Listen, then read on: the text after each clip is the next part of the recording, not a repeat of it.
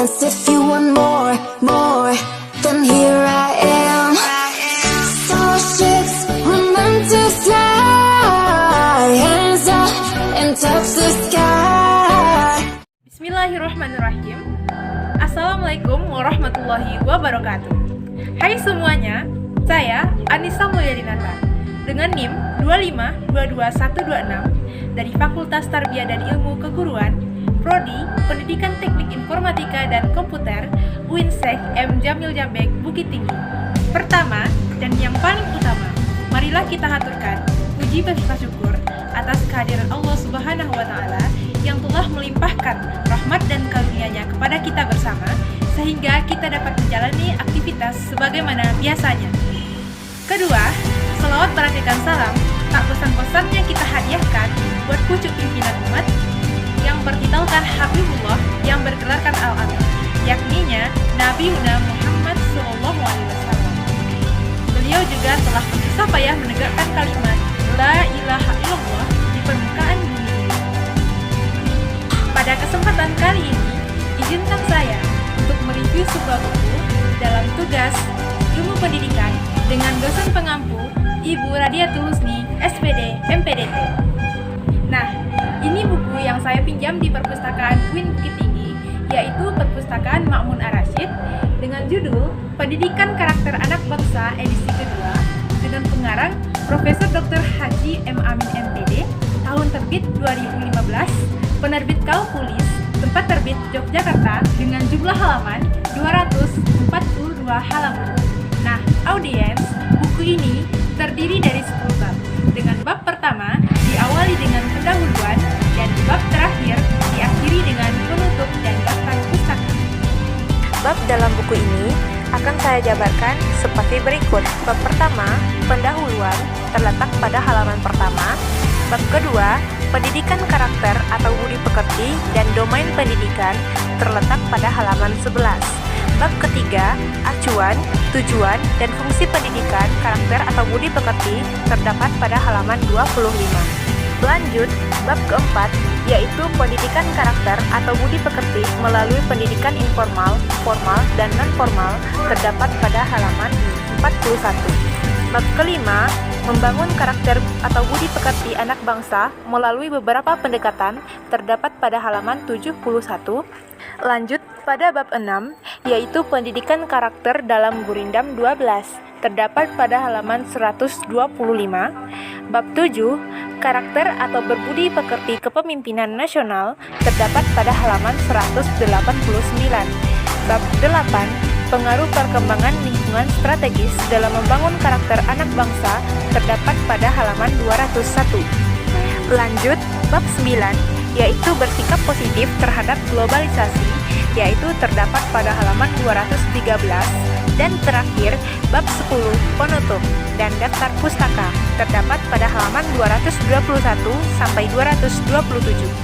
Nah, audiens, tapi di sini saya hanya akan membahas 3 pembahasan saja, yaitu yang pertama, acuan, tujuan, dan fungsi pendidikan karakter atau budi pekerti. Yang kedua, itu tentang pendidikan karakter atau budi pekerti melalui pendidikan informal, formal, dan non-formal. Yang ketiga, yaitu bersikap positif terhadap globalisasi. Sebelumnya, saya akan jelaskan alasan saya nih, kenapa saya memilih pendidikan karakter atau budi pekerti. Karakter atau budi pekerti anak bangsa sekarang sedang mengalami penurunan di zaman milenial ini. Dikarenakan itu pengaruh dari media sosial atau gadget. Itu yang pertama. Yang kedua, pengaruh dari pergaulan bebas. Makanya saya di sini mengangkat pembahasan atau review buku saya tentang pendidikan karakter atau budi pekerti. Oke, langsung saja ke pembahasan pertama, yaitu acuan, tujuan, dan fungsi pendidikan karakter atau budi pekerti. Acuan pendidikan karakter atau budi pekerti itu ada 13 sebenarnya, tapi saya hanya akan menyebutkan 3 saja.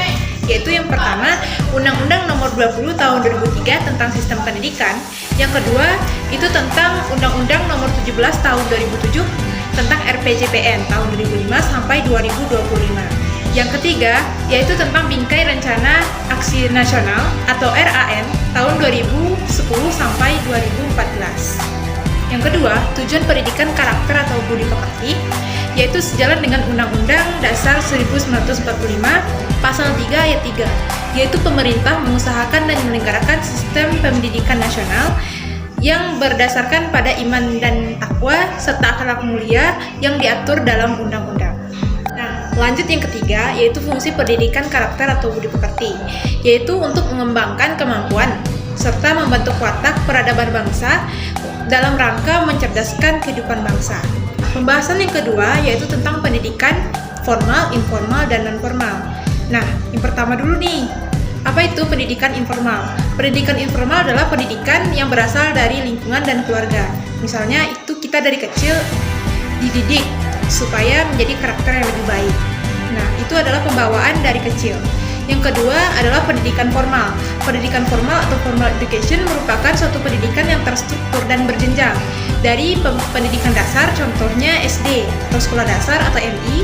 Yang kedua, pendidikan menengah, contohnya seperti SMP, sekolah menengah pertama atau MTS, SMA atau sekolah menengah atas atau MA atau pondok pesantren.